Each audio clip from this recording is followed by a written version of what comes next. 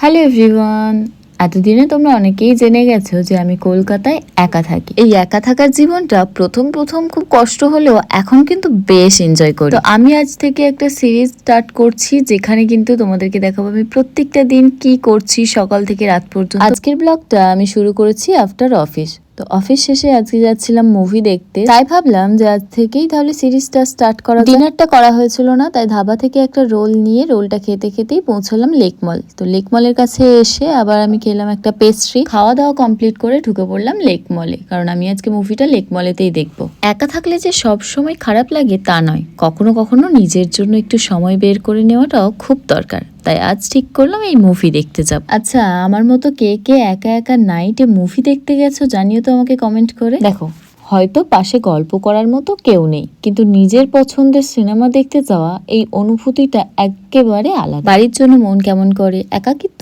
আসে, কিন্তু এই শহর আমাকে শিখিয়েছে নিজের সঙ্গ উপভোগ করতে।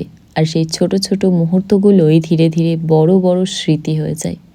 এই সিরিজে আমি দেখাবো আমার একার জীবন, প্রতিদিনের রুটিন, বাজেট, রান্না, অফিস, একা ঘুরে বেড়ানো, মুভি ডেট আর কলকাতার নানান গল্প। রাত্রে মুভি দেখতে গেলে আমার প্রচন্ড ঠান্ডা লাগে, তাই স্কার্ফ নিয়ে গেছিলাম, সেটাই জড়িয়ে টড়িয়ে নিয়ে বসে আছি। তো চলো নেক্সট এপিসোডে দেখা হচ্ছে, টাটা।